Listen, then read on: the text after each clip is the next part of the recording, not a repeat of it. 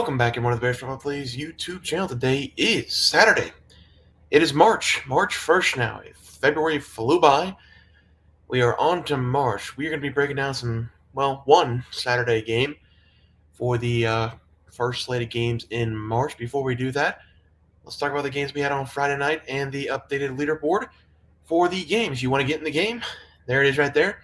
All you got to do is call a player prop any night you want, and you will start your streak. I will show you the updated leaderboard really quick. Just if you want to pause and get in, you can. If not, you don't have to. But here's the updated leaderboard right now. A couple winners already tonight. King and myself were on Spider. Donovan Mitchell, just unbelievable performance tonight. Cavaliers down by 22 in the first 5 minutes, 17 in the third quarter, and Donovan Mitchell, every time they got down by 20, this man, he'd just go off 10 in a row, 12 in a row. He was really, really good in the second half and the second quarter. But Donovan Mitchell gets it done for myself and King. We got a winner with Joker, fan points. Mitch, Dennis, so sorry. SGA with 31 points, tough beat there. Trey Young, this is a winner. He had 19 points. Sorry about that. Jaden, you get the win for Trey Young with 19 points tonight. And we are still waiting on Josh Giddey. He has 1-3 in the fourth quarter going up against the Bulls. So that is the updated leaderboard.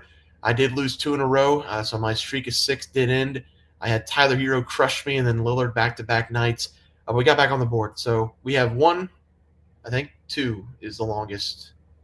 Yeah, if Josh Giddey gets a win, 2 will be the longest record for right now. So anybody can get in, anybody can get a streak going, and this will be going until the NBA playoffs. So let's go take a look at the games we had on Friday night. First one, Cavaliers plus 3.5. Everything about this game was awesome. Down by 22. They rally back, down by 10 in the first quarter, down by 15 in the first quarter, down by 22 in the first quarter. Rally back in the second quarter, get it to within 5. Boston in the second half go back up by 17 points.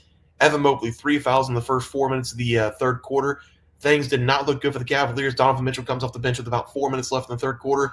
Cuts the lead from 15 to 6 immediately in the first minute and a half of that third quarter, or I should say the back half of the third quarter.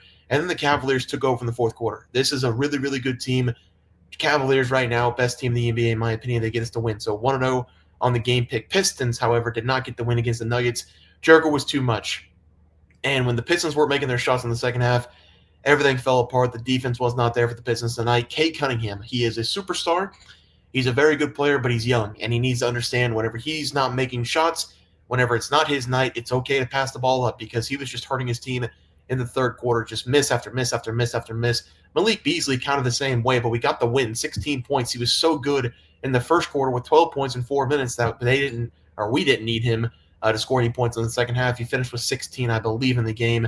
He was really bad in the second half as well. So Pistons all together as a team, shooting wasn't there. I did see Paul Reed get in there, a little Energizer bunny for him, 6 points and 4 boards in 3 minutes in the third quarter. So maybe they look at Paul Reed for some minutes in the future. Other play, Luka. Not sure if he's even playing tonight. Dennis told me, or in the chat, load management tonight, perhaps, for Luka. That game has not started yet. I haven't even checked. I've been busy doing notes and graphics. And that's it. So right now we are 2-1 on the day, looking for Luka to play tonight in order to go to 3-1. If he doesn't play tonight, looking at a 2-1 day. But let's go look at the play for tomorrow. We are going to be looking at one game only. Warriors going up against the Philadelphia 76ers. The play is going to be the Warriors minus 6.5. I'd love to take the 76ers. The news for the 76ers just came out. Joel Embiid out for the season. Good. Thank you. That's what we all wanted. That's what we all needed. He needs to get healthy first and then try to make a comeback, but really he should just retire. He got his bag. I know a lot of people don't like it, but he got his bag, and he should retire because his health is the most important thing, and I'm done bashing Joel Embiid for not playing basketball. For the 76ers, they have not won a game since February 5th. Their last loss against the Knicks came all the way back. They were down by 17 points against the Knicks. Knicks were minus 10 in that game. We had the Knicks. They were up by 17. 76ers come all the way back, take a lead with 3 or 4 minutes left in that game. Then Jalen Brunson goes on a 9-0 run by himself and closes the door. But the 76ers did play a lot harder in that game. Problem is the Warriors are a very good team. The Warriors, since adding in Jimmy Butler, they have only lost 1 game to the Dallas Mavericks. They lost that one by 4. They have won 7 of the last 8 with Jimmy Butler, and they have covered the spread in 5 consecutive. And going up against the 76ers, they've won by 8+ points in 4 consecutive games, and they've covered the spread in every single one of those games. I'll take them here one more time. -6.5 going up against the 76ers as the only game pick of the day. Let's go talk about a couple player props. We will be looking at Kyrie Irving, who just got a recent shave of the beard. He's looking really, really good, looking young for Kyrie Irving here, and he's playing like his young self. He's been shooting a ton over the last couple games. 22, 18, 27, and 24 shot attempts over the last 4. The record 2-2. The Mavericks are struggling a little bit, but Kyrie Irving playing 38 to 40 minutes is what I love to see because he's playing like he's a young man once again. Everybody knows he's on the back end of his career, but he is not playing like it. 25 points against the Hornets.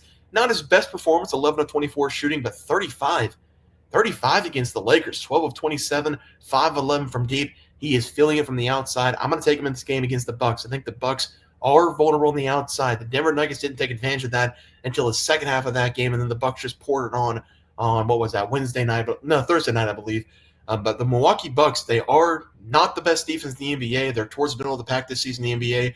But the way Kyrie Irving's been playing, he's playing aggressive, he's playing free, and he's playing 38 minutes per game. I love all three of those things. Give me the over 26.5 points for the first play of the day. And for the second player prop, this is all about the numbers for Domantas Sabonis. His rebounding numbers over the last 2 games, 27 minutes against the Hornets, he had 10 rebounds. They beat them by 50, so he didn't play the entire game. Against the Jazz, he only had 9 rebounds.